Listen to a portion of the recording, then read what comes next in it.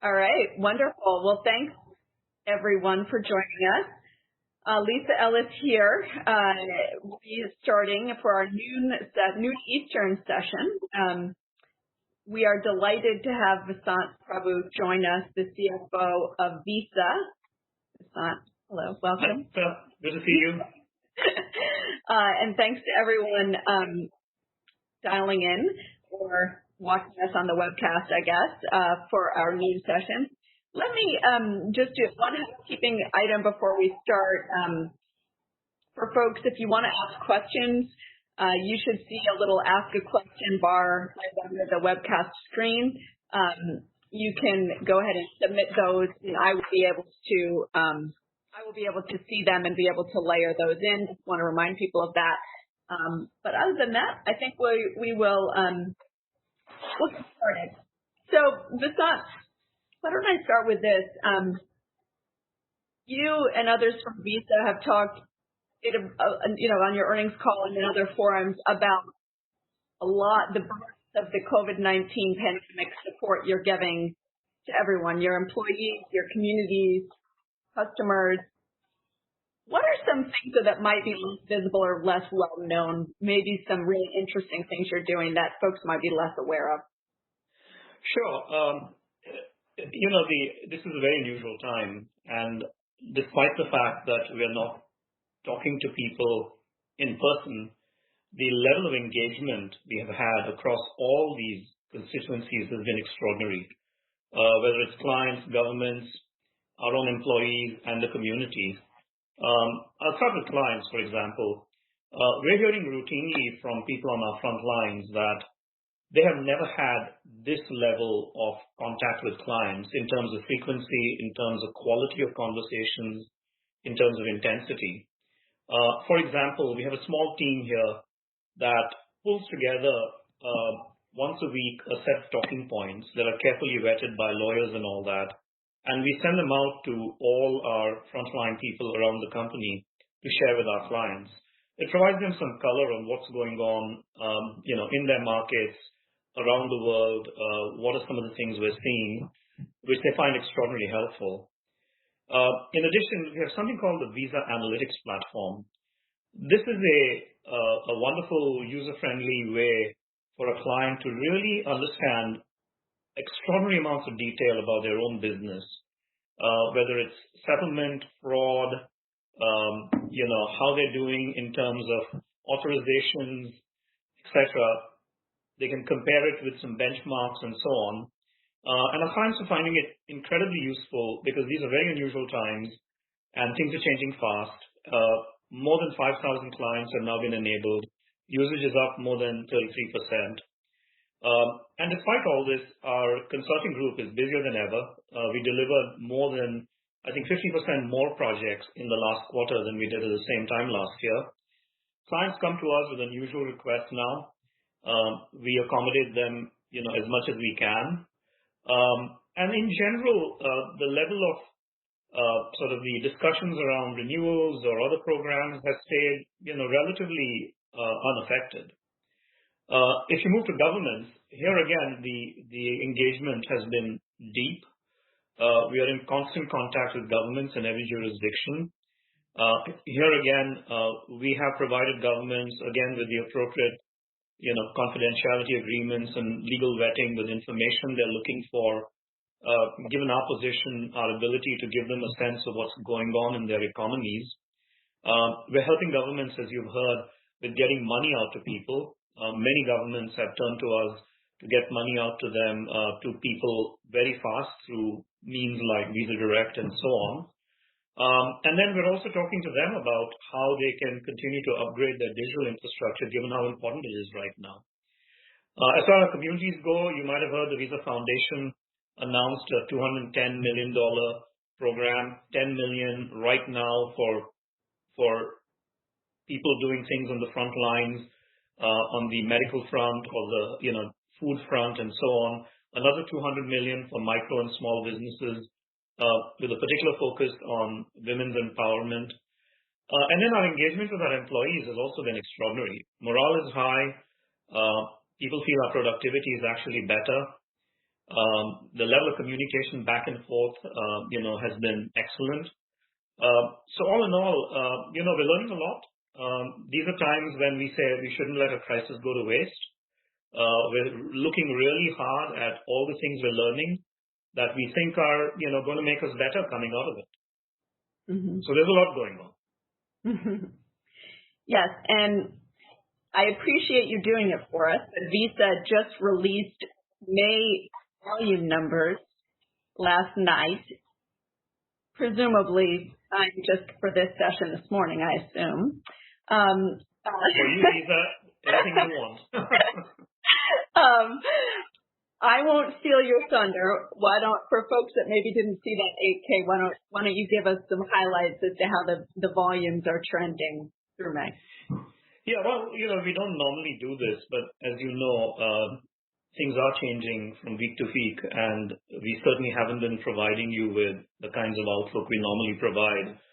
So we decided that at least sometime during the quarter, and this was timely in that we could give you the whole month of May, and we had this meeting coming up, among others this week and next week. So a quick sense of the numbers.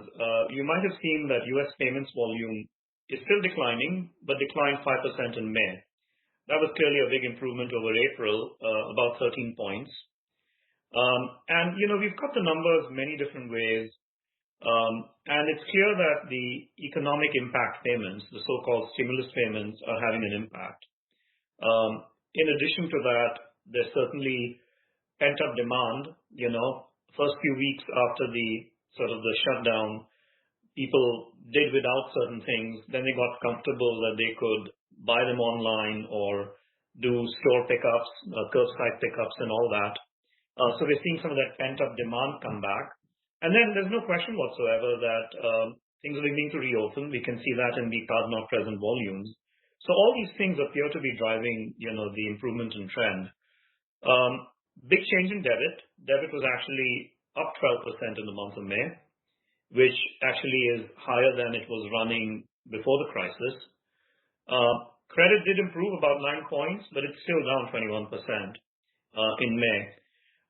The fact that debit is outperforming credit is not surprising. We have seen this in times like these, although this is highly unusual, but in times of stress, people do tend to spend money they have in the bank, and they do become a little more cautious. They do reduce spending on discretionary items, which often tend to be more on credit. Certainly, travel and entertainment and all that are more inclined towards the use of credit, and you've seen that those have not recovered as much. But as we look across different segments in terms of categories of spend, as we look at ticket size and so on, the outperformance of debit is fairly broad-based.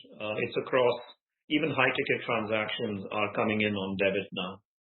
It also supports the idea that some of this is driven by the stimulus payments, and we see that when we cut it by geographies or we cut it by categories in terms of the amount of spend, whether it's affluent, less affluent, and so on. Card not present in the U.S. remains at high levels, around 30% from late April. So the spend levels remain high. Card present has improved quite a bit. It's exiting May with a decline in the mid-20s, which tells you things are opening up. It was down almost 50% in April. So there's no question that you're starting to see the opening up sort of impact as you see card present climbing. Now, we're also seeing card present climbing because retailers are getting better and better at curbside delivery. So there's more people who will go and pick it up, and sometimes that can be card present. We also gave you the color we've been providing lately across segments. There shouldn't be too many surprises there. I mean, drugstores, food, still doing very well. Lots of online spending even in those categories. Home improvement, big category of improvement. People are certainly, since they're home more, spending more to make it more comfortable. Retail services are picking up. Where we haven't seen, big improvement is in categories like travel, still declining over 70%. We have seen improvement in restaurants, even though it's declining. QSR certainly has picked up. As you look outside the U.S., it's a function of what's the state of the reopening, and then depending on that, you have a level of recovery. Across Europe, in Canada, Australia, and Japan, the trajectory seems similar to the U.S. It's lagging by a couple of weeks. The mix is a little different country by country. Some may have more credit than debit, so that will have an impact on it. But then it's all over the place. So you go to places like India and Singapore, only just reopening, early stages. But then you go to New Zealand, very fast recovery. Denmark and Chile were also positive. So the international markets are not all in one camp. They're in many different places in terms of the stage of reopening and the trajectory of the recovery. Cross-border, in the cross-border business, for there to be improvement, there has to be quote-unquote reopening. In a lot of cross-border, there isn't much of a reopening yet in terms of countries allowing people to either leave or come in. So it's not surprising we have not seen a huge improvement because you have to have reopening before you have recovery. We did see some improvement, a 6-point improvement. So cross-border, excluding transactions intra-Europe, declined 45%, which was a 6-point improvement. The travel part of it is still declining 78%, both card present, card not present. The e-commerce part of it continues to grow at a healthy clip, almost 20%. The reason we emphasized, and it's really important that this is clear, the cross-border growth ex-intra-Europe, and we've been saying this for quite a few quarters, is that is really what drives our international revenues. The intra-Europe volumes, the revenue streams are more like domestic revenues. So if you're really looking to project our international revenues, you should be looking at what our cross-border volumes ex-intra-Europe are doing. And in normal quarters, it doesn't matter, but right now, as you can see, there's a big delta. So if you include European volumes, our cross-border business declined 35%. Without European volumes, it's 45%. And it's the 45% that is really going to drive our international revenues. Normally, it's 1 or 2 points difference, and we've been highlighting this for many quarters now because this, we think, is the best proxy for our cross-border business. So that is, those are the facts. That's where we stand at the end of May. All right. And just a follow-up on that, we've gotten this question already in a couple of other sessions this morning. Do you have a sense for, because there was clearly a benefit from the stimulus payments in late April and in May, will that persist? Was that basically just helping accelerate some of the rebound, or might we actually go backward a little bit? Yeah, as you can see, and you may have heard this from Al too, is that we've been very careful not to offer up opinions and projections because we're in unusual times. This is fundamentally a medical crisis. A lot of what happens here is a function of what is going to happen on the medical front in terms of infections, whether there's a therapy or a vaccine and so on. We have cut the numbers, as I told you, many different ways, and there is no question that the stimulus payments had an impact. If you look at where the spending picked up the most in terms of economic segments, where the spending picked up the most in terms of geographic segments, where the spending picked up the most in terms of categories of purchase, it all points to stimulus payments having an impact. There is some data available from the government on how much of the stimulus payments have already been distributed and how much is left. So there is certainly some left. And there's also some talk of more coming. Some of these stimulus payment related spending will be linked to what's still left to come. But beyond that, we know that we're getting the benefit of reopening. We know we're getting the benefit of pent-up demand. So people have figured out that they can get the things they didn't get, let's say, soon after the shutdown, because they may not have been comfortable buying certain things online. but they have gotten more comfortable. There's only so long they can wait without buying them. So you've got, I think, three things driving it right now. You've got the stimulus payments, and yes, there's a legitimate question what happens with that once they end. You've got pent-up demand and people getting more comfortable buying things online who may not have been in the first 2 or 3 weeks. And then the third thing is you do have the reopening. And you can't underestimate how much better merchants have gotten week by week, right, in coming up with ways to serve the demand. I mean, you hear lots of stories about how curbside pickup has become really good in a lot of categories. And merchants are coming up and delivery, where there were bottlenecks early on, they've solved some of those problems. So you're seeing some of that too. So there's a variety of factors at play here. It's no longer just the stimulus payments. There's a lot of other factors at play now. All right, let's transition to some of the secular dynamics happening as a result of the pandemic, and start with contactless. Of course, contactless is one area that we're seeing an uptick. I think you had highlighted that ex-U.S. contactless payments were up 40% in your fiscal second quarter, which ended in March, really before a lot of this pandemic-related activity settled in. I guess, first, are you continuing to see this type of growth in contactless, and are you starting to see it now in the U.S., where we've lagged behind?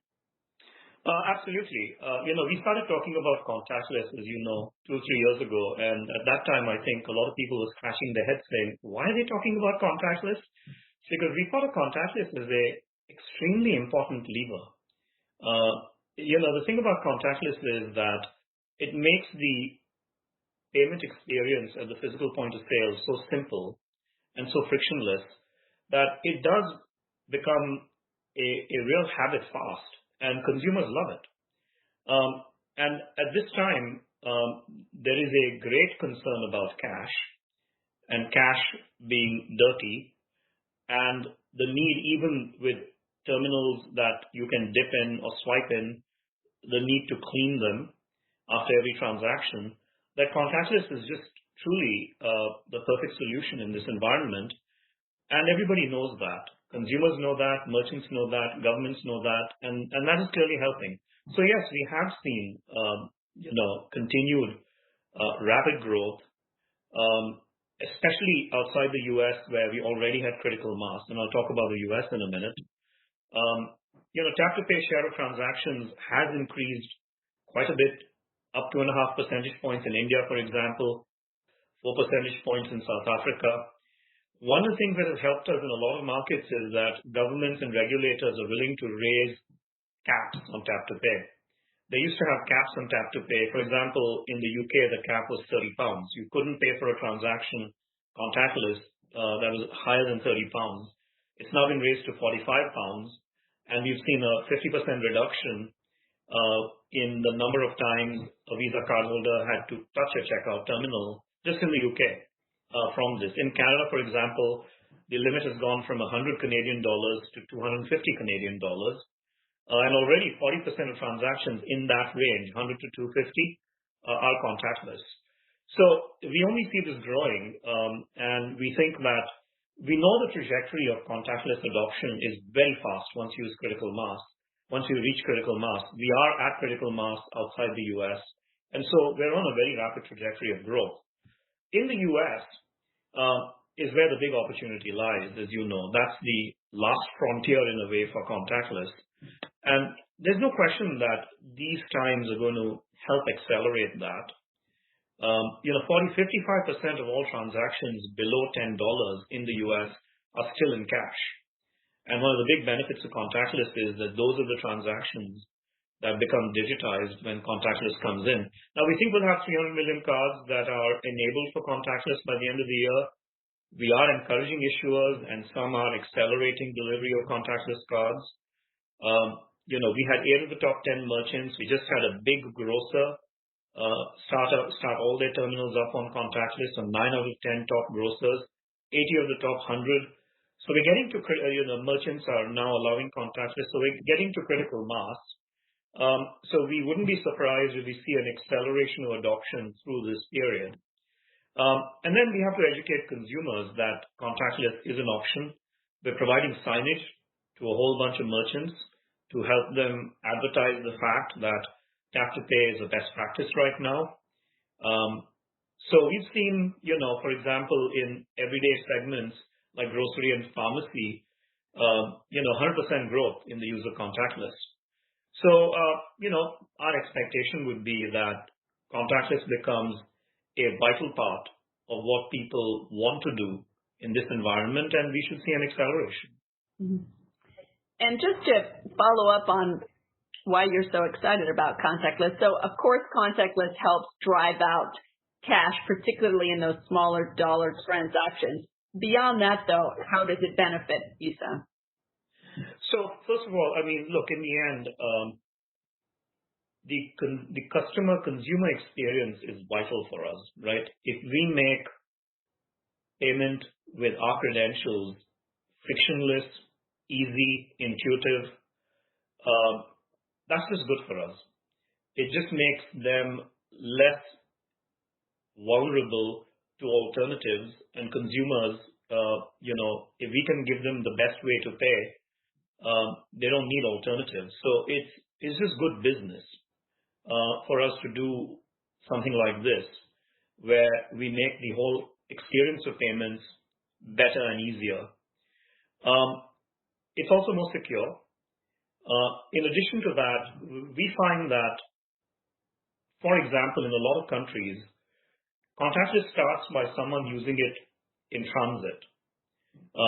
And we found that to be an interesting place to really build contactless, is to get transit converted to contactless. And we've been tracking this in a lot of places. Someone starts to adopt the contactless habit at transit, and then all of a sudden we find that they tap their cards another 10 times per week. So it becomes a habit. So there's clear benefits here, not only in that people go deeper and deeper into smaller and smaller transactions, they essentially abandon cash because they find this way of paying so easy. And increasingly we find that in terms of form factors, they bring the card back. You don't need to embed this in some other device anymore. People find that tapping their card, have the card at the back of your phone, tap it, is better than fiddling with your phone, opening it, and then somehow finding the app and then tapping it. And we like that. It's our form factor then that they're tapping, and that's helpful. So there's a lot of benefits that make contactless very sticky and incredibly important in the face-to-face context. All right, I'm going to transition to e-commerce. Now, you highlighted some of the numbers around e-commerce. That's maybe one of the most obvious shifts we're seeing is clearly this uptick in e-commerce. You said 18% growth in your cross-border card not present, ex-travel, higher than that. I think you said close to 30% in the U.S. I want to get into, though, some of the second-level questions when it comes to e-com. I guess same question on e-com as I just asked on contactless. Obviously, e-com plays a role in displacing cash. But besides that, how does the shift to e-com benefit Visa? Right. So, the benefits of e-commerce are significant on multiple fronts. And this is a long-term secular trend, as you know, that is being accelerated by what we're seeing. So, for example, if you looked at our numbers that we just released in the U.S., card not present ex-travel in the last week of May was approaching almost 40% growth. And the growth the growth trajectory has continued to improve even as card present has improved. So we've seen not only we saw a 12 percentage point shift to card not present in the U.S. in this time frame in April. Some of that will move back, and there are lots of reasons to believe it's going to stick, and we can go through those reasons. But even as we see card present growing, the growth rate of card not present has continued to climb in the U.S. In cross-border, you're starting to see some nice growth rates in cross-border e-commerce, ex-travel. So the benefits to Visa, first of all, despite probably 20 years of e-commerce, it's only 14% of global retail spending that is e-commerce coming into this crisis. So there's a long way to go. The most obvious benefit of e-commerce is that cash is not an option. So if our goal, which it is, has been for 60 years, is to digitize cash, e-commerce is made for our business. And so our ability to capture a transaction is 3x higher in an e-commerce context than in the face-to-face context, because face-to-face you have many other options. And while we are, economically roughly in the same place, there are other benefits to e-commerce because we also are able to help our customers and merchants more in an e-commerce context. Certainly, we can help them more with our risk and fraud management capabilities. We can help them more with our authentication capabilities. We can help them more with our identity and security capabilities. So a set of services that we can add on top of that. We have a business cyber source that is strictly enabling e-commerce merchants, which is clearly benefiting from the shift to e-commerce. And now omni-commerce has become a big piece of, a big priority for merchants. We just acquired a company, Payworks, that has enabled CyberSource to be a provider of omni-commerce services to retailers. So, in every respect, the growth of e-commerce is not only vital to us, but we're vital to the growth of e-commerce. Without us, e-commerce would be hard. This is just an acceleration of something that has been happening for years, and we think it sticks. Mm-hmm.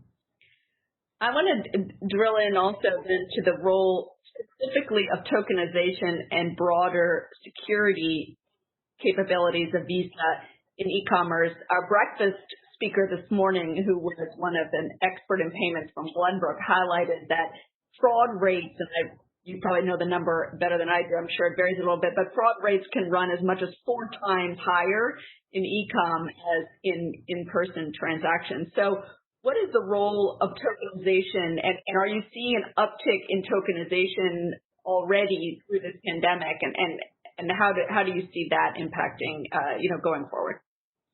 Right. Look, tokenization is a wonderful technology. We've been at it for many years now. Especially with chips on cards, it became very hard to have fraud on face-to-face transactions. So fraud on face-to-face transactions has declined dramatically once there were chips on cards. And yes, so fraudsters have had to move to the e-commerce space to do their dirty deeds, so to speak. And that's why tokenization plays such a vital role, right? The moment you tokenize a transaction, it becomes very hard to have fraud. In addition, the comfort we provide issuers and merchants allows them to authorize more transactions. So the benefits are quite substantial for the entire ecosystem. And for that reason, we've been very focused on just driving the growth of tokens. So in May, we announced 28 new global partners for Visa Token Service. So this is growing very, very fast, has been growing for a long time. We just crossed a milestone. As of now, we have over 1 billion tokens issued. It's a 100% increase in tokenized transactions we had in 2019. 137 markets have been enabled for tokenization. And what tokenization does is that it adds an element of security in an e-commerce transaction that is very, very hard then for fraud to happen, especially as cards on file become so important, especially in times like these. More and more consumers are putting cards on file. Card on file tokenization is a very, very important element of security, because now even if you breach a merchant, the information you can get from their cards on file is worthless. Card lifecycle management. Remember the nuisance we all have to deal with, where we get a new card in the mail, and then you have to figure out, okay, which merchants should I change my card at, and Apple sends you messages about, where you need to update your card and all that. Well, with tokenization, you can do card lifecycle management. It's built into it, where your card is updated automatically and you don't have to worry about it. So, and then click to pay. As you know, we're taking the friction out of e-commerce transactions with click to pay. That's a tokenized transaction. So in addition to having a frictionless experience, you also get a more secure experience. So tokenization has always, been just like contactless. It may seem like a nice little feature, but it's a central element of the growth of our business. We would like to see tokenization, proliferate to every e-commerce transaction. That is our goal, and we're getting there. We're making very fast progress at this point. People have bought into it, and so it's just a matter of time. When you rolled out chips, the chips in cards, ultimately you and the other members of EMVCo did a liability shift in order to drive adoption. Right now, I know a big difference between CNP, card not present, and card present transactions is the fact that the merchant bears more of the liability on a card not present transaction. Would you do something similar? Is that on the horizon, that with a tokenized transaction where the security is much higher, would you adjust the way the liability rules work or some other operating rules to help drive adoption and drive out fraud from the system? Well, as the ones who sort of drive the rules for the network, we're always looking to figure out how best to run the network on behalf of all our partners. So we're always evaluating as technologies change, what should change. We have nothing new to announce on this front, but, rest assured that we keep looking at what's the right way to manage risk in our network, who should bear it, should it shift, etc. And if something is warranted in the future, I'm sure we'll look at it. But at this point, there are no plans to change anything. And of course, always investor question on this one. Would you ever outright charge for tokenization, or is it just such a core enabler of your business? You would continue to not charge for it like you do today. Well, at this point, our view of tokenization has been that we want the maximum possible adoption as fast as we can get it. We would love to get to the point where every e-commerce transaction is tokenized. And we think it's good for the ecosystem. It reduces fraud. It increases authorization rates. And frankly, whether we charge for them directly or not, if authorization rates go up as a result of this, it's good for us. There's revenue in us in having transactions not be turned down because there's some concern about fraud. The ecosystem becomes more efficient and better for everybody involved. Fraud going down takes the waste out of the ecosystem. Authorization going up, rates going up means more revenue for merchants, more revenue for issuers, and a better experience for consumers. And frankly, when that happens, our network becomes more valuable to every participant, including consumers. And if it's more valuable, then we benefit. So we don't have to charge for specific things for us not to benefit in some way. So, if it makes sense to charge for it down the road, we can look at it. But right now, our priority is this is extraordinary value for the ecosystem. We want this everywhere tomorrow, and that's the goal. All right. Switching gears over to digital wallets and digital banks. I think we all might have anticipated the growth of e-commerce and the growth in contactless, but I personally have been surprised by the amount of growth and activity in the digital banking arena that we've seen during the pandemic. This is an area, obviously, Visa has been very, very heavily invested in with your work with digital wallets around the world, as well as the acquisition of Plaid.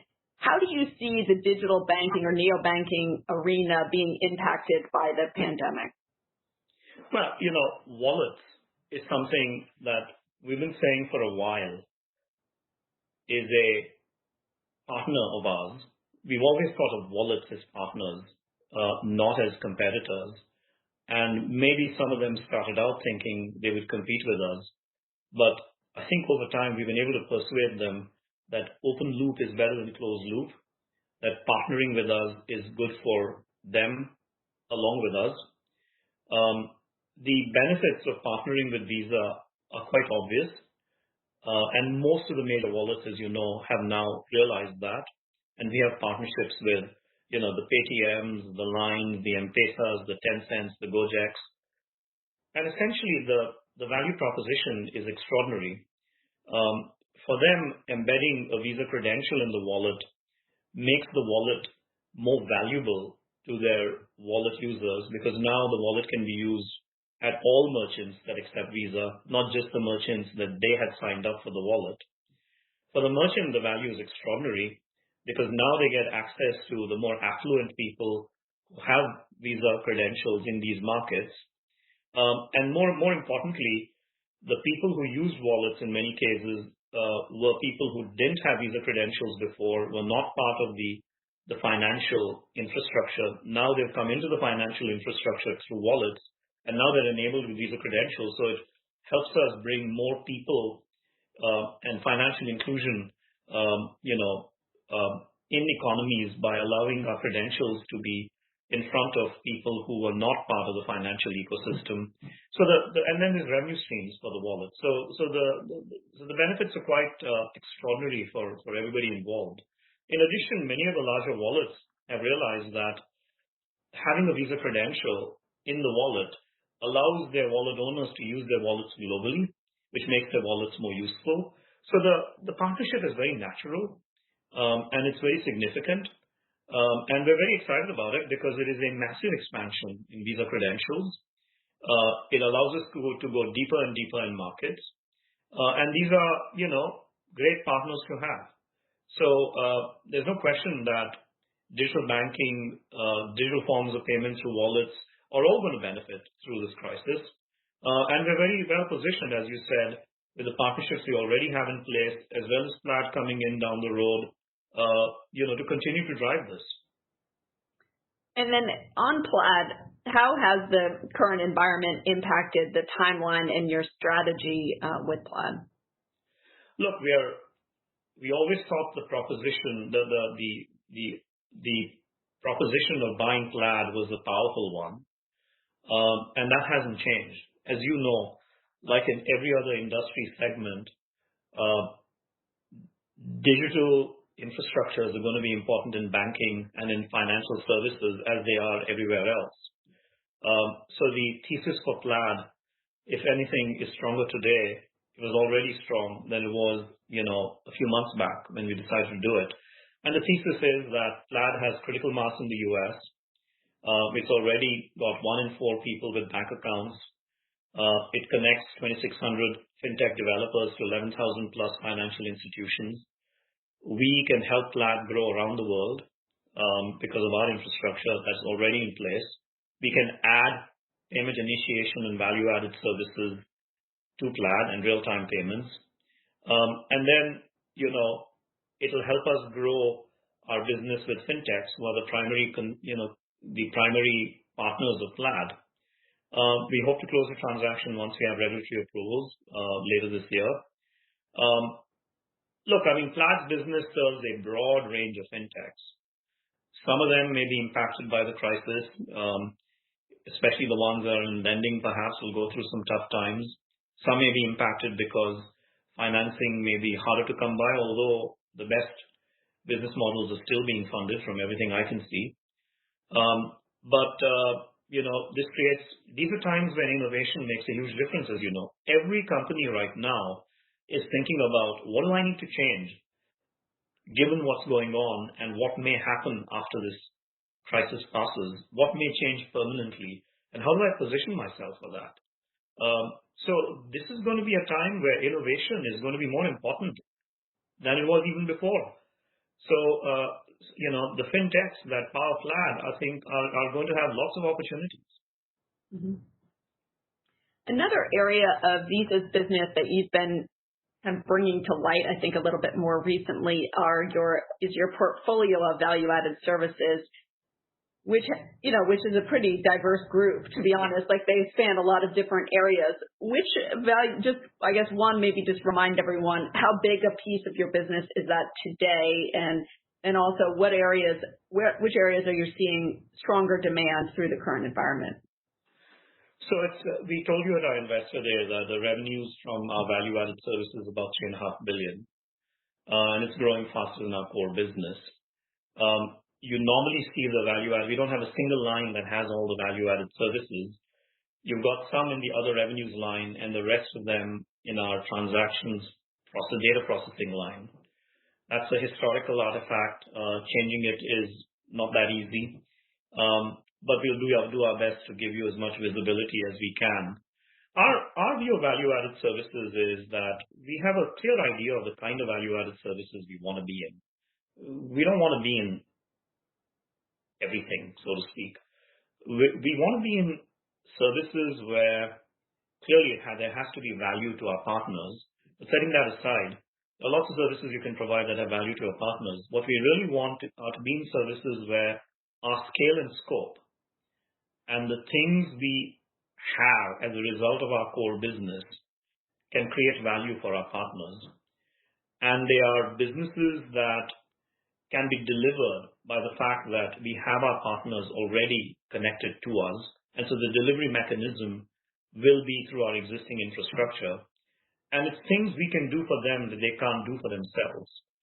And they have characteristics very often that are like our core business, where scale matters, the margins are good, the cash flow is good, and they're uniquely positioned to deliver them. Those are the ones we really care about. Falling in that category are a few services that we call more platform-like services. And those would be things we've done for a long time, like our fraud services. We've then added on to them authentication services through our Cardinal Commerce acquisition. There's more to add on to them through identity and security services.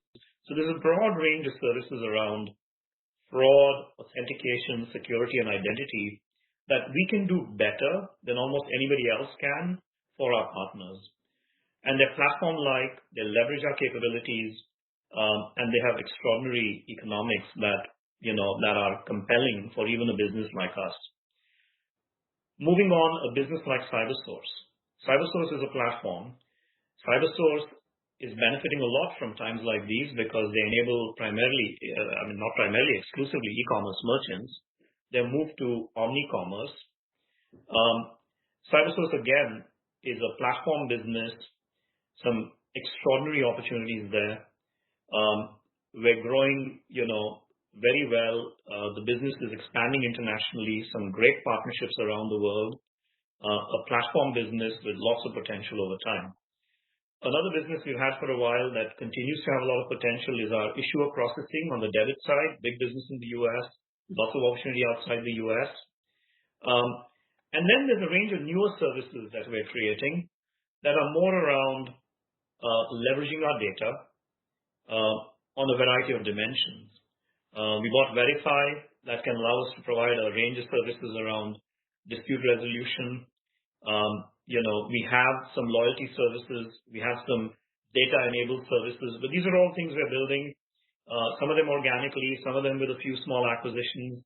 So the criteria are that they should be uniquely things we can do because of who we are, that we're better positioned than our partners to deliver them, and they're platform-like. Now, in addition to them, we layer on a few services and I mentioned Visa Analytics Platform, that's a data service.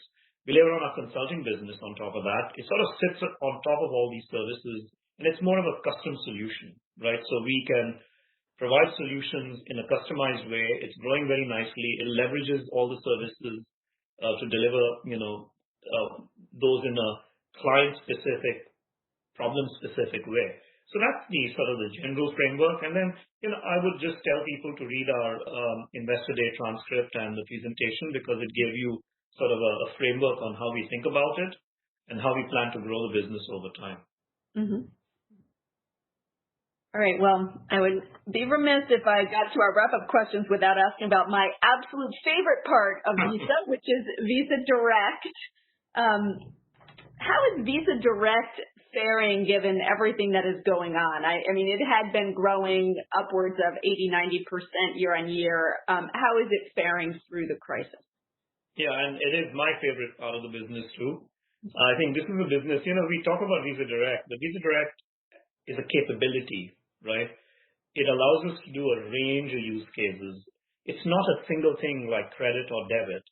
And that's why, you shouldn't think about Visa Direct like it's credit or debit. Visa Direct is a enabler of a broad range of new payment flows that range from P2P to various B2B use cases to various B2C use cases, and of course G2C.